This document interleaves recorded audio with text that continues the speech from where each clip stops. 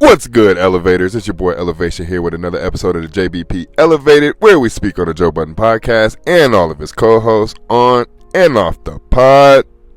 Oh, B. Dot, the lessons that you need to learn when you watch this playback of your interview on the JBP on the Patreon episode. You're going to have to sit down and teach yourself a lot, sir. Never, ever, ever in your life let another man speak for you. Hey, let's run it back from the very beginning. Today on the Patreon episode, JBP, they interviewed B. Dot. I initially thought it was just going to be List, talking about music, and of course do some synopsis of the breakup between him and Elliott Wilson. I got more than I bargained for. Joe is a messy motherfucker, man. he played a villainous role to the T. B. Dot alluded to Joe influencing Elliott to the track that he's on currently. He didn't want Elliott, I guess, to fall in the line that so many other influencers and entertainers and journalists and everybody in the media, they all just chase this check. They all wait for the deal. They all wait for the stipulations of the contract to be given to them. Nobody's out here seeking their own shit. And Joe realized he was correct. And so did Elliott. Elliott took that leap of faith. Joe knows this, which is why he was speaking in front of B. Dot in the way that he was.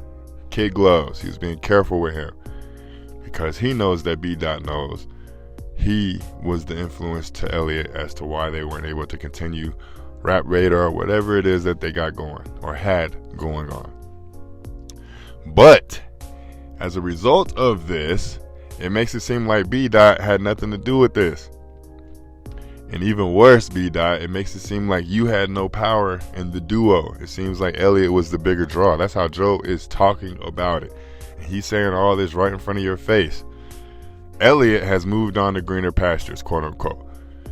B. Dot seemingly has too. I don't know what he's currently doing, but supposedly he's still working. The way he was speaking on it, though, it was like he was waiting on Elliott to make or to sign the paperwork to get right with his representation and they can move forward. Elliott holds all the keys in his hand, all of them. Solely because I see more value in myself than I see with us. Solely because I see more value in us that these companies are giving to us. And then the more B. Dot was talking, the more I realized, damn, this is more so B. Dot's fault than it is anything having to do with Elliott. B. Dot kept saying the venue is important. Having a nice, lavish venue is important for what it is that we are trying to push. And I don't think Elliott ever thought like that. On top of, dog, this shit is costly. I've never understood it. Maybe because they're already namesakes and they have like a face or an audience possibly. They feel more comfortable doing these things. But if you're just starting out, why the hell would you continue to pour money into the production of a podcast if you're not seeing any revenue come back from it or any profits come back from it? People will spend $7,000 on a venue. I'm only doing that with a top tier nigga, and I'm only doing that if I know this top tier nigga is going to bring me back 2 million views plus. Especially if I'm only putting it on YouTube. I don't have my own platform to put it on. They didn't do the Rap Radar interviews on Patreon like that. And if they did, they sure as hell weren't pushing it. So it's already bad enough that B. Dot wanted everything to be lavish. It's already bad enough that we're not friends, and we'll get to that later. It's already bad enough that Elliott doesn't see me or us moving in the same lane that I feel that we can move in, because the very first thing B. Dot said was, I thought the contract was sound. I thought everything in the contract was good. And Joe heard that and already knew that he couldn't continue to be real with B. Dot after he said this. He already knew that he was going to segue to Elliott. Joe also said that he had a better working relationship with Elliott than he had with B. Dot. And then seeing B. Dot on his Patreon episode, it's clear as day. You don't have a personality, sir.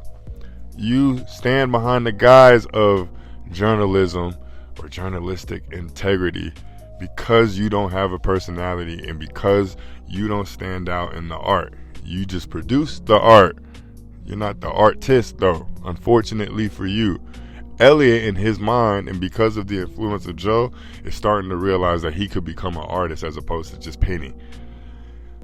I took a lot out of this interview. The friends thing, whenever it comes to friends and business, I continually tell people, friends and business don't mix. And it's not because your friends are going to turn your back on you. People always skip over the part why the friends turn their back on the person. When you're friends and you're close with people, you are not always going to share similar interests, even if you work together. My brother and I are a prime example of this. Sometimes he's going to want to work more than I am. Sometimes he wants to record our basketball podcast on days I don't want to record it. Sometimes vice versa. I want to record the basketball podcast on days he doesn't want to record it. But at the end of the day, I make my own content, he makes his own content, and together we come as one together. He's not relying on me to make content in order to continue making content in this area, in this field, in this venture. I'm not going to rely on anybody else to ever sign a deal. I'm not going to wait on y'all to sign a deal, and I hope y'all don't have to wait on me. Friends can continue to be friends after business as long as they go into business knowing that their ideas are not always going to align. And it's good that they had their own representation because they're their own people, they're their own entities. But if you're in a partnership and you're not even speaking to the person that you're trying to sign the deal with, why the fuck am I going to sign the deal? And they both said it. We're not friends. We're not friends, yo. We came together. He had a voice. I had a voice. They pitted us together. Or not pitted. That's the wrong word. They put us together, formed this venture. It worked great. And now we're just at the end of the line. That's how Elliot sees this shit. We don't need to be friends to do this shit. But if we're going to be friends, we got to realize that we're not always going to be in this particular spot in business together. You might get offered something and they might tell you that they don't want me a part of it. All you got to do is be able to communicate. But the fact that they haven't talked since the deal went south lets me know everything I need to know. We don't talk and we're doing great together. Why am I going to feel confident enough to tell you that I don't want to do this venture with you anymore? I'm placing a lot more of the blame on B-Dot. B-Dot is stuck in his ways. He's not trying to adapt. He's trying to continue doing the expensive venues. He's trying to continue making sure it's a guest-based podcast. Y'all already know how I feel about guest-based podcasts. Elliot is trying to do what reactionary channels do. He's trying to give his thoughts on current events. There's nothing wrong with that. But if no one wants to hear you, or if they've tuned into your show solely to speak to the guest, or to hear you speak to the guest, you're not going to be able to cut it on your own. So you're always going to want to be in a partnership. Although B-Dot said he doesn't want to be in another partnership. There's no way in hell I'm B-Dot and I'm allowing Joe or any of them up there to speak on Elliot the way they were speaking on Elliot, as if Elliot was the one that made all the decisions. He didn't feel comfortable with the contract. That's the end. Don't speak on it like he's needed to be here for this to move forward. Or if that is the case, B-Dot, you need to take onus in that. Why is it that people want me and Elliot connected, but Elliot doesn't feel that we have to be connected in order for him to continue to grow? Or to continue to be in this space, or continue to do things related to the genre. It seems like B-Dot's over all of this shit. All of it.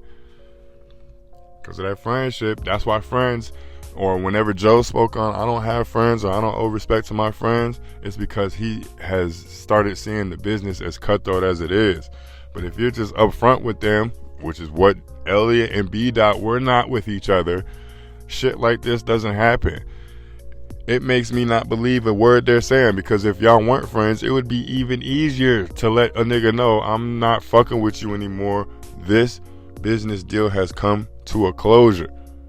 But instead, they'll hide their hand. These are 40, 50-year-old men acting like this. Happens all over because of emotions. B Dot's upset because Elliot didn't just sign the paperwork. And Elliot in his head is probably upset because B Dot just thinks that this is what they were. And I feel that we're worth way more than this. But instead of coming up with a solution, we'll have this be at odds for the rest of our lives, solely because we were staunch in our ways and we didn't want to meet up with each other. We didn't want to connect. We didn't want to see what could happen. So you got to go into these business ventures thinking for self. It's not selfish to think for self, because what happens when you're for the team and everybody else in the team no longer wants to be a part of the team? This is why I'm always, hey, if I'm doing this, I need a piece of this, especially in this entertainment sphere. That's the only sphere that I'm constantly speaking on ownership in, because this shit is very fickle.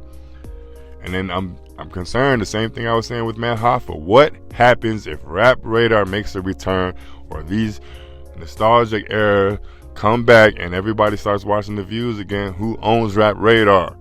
Y'all videos are still posted everywhere. Who owns it? But we don't know. Hell, we don't even talk to each other. We don't even know what's going on with ourselves, let alone our old IP. But niggas is loving being employees. You'll be the face of something and build something up, and it'll be owned by somebody else the entire time. You just a mule. You're just a shield. We don't know who owns this shit. We don't know what y'all did. I'm not surprised they're not friends, though. I'm not surprised at all. Their chemistry is well because they have knowledge on the subject that they're speaking on in their guest-based podcast. I'd be very curious to see what they did, just the two of them. But enough of my rambling. Check today's episode out. It was a good interview. I didn't think it was a good guest spot, though. That's another video for another day. But I did see Ish make a guest appearance on a podcast, and it's going to get its own dedicated video because brother surprised me. I actually enjoyed myself. But as always, like the video if you like the video.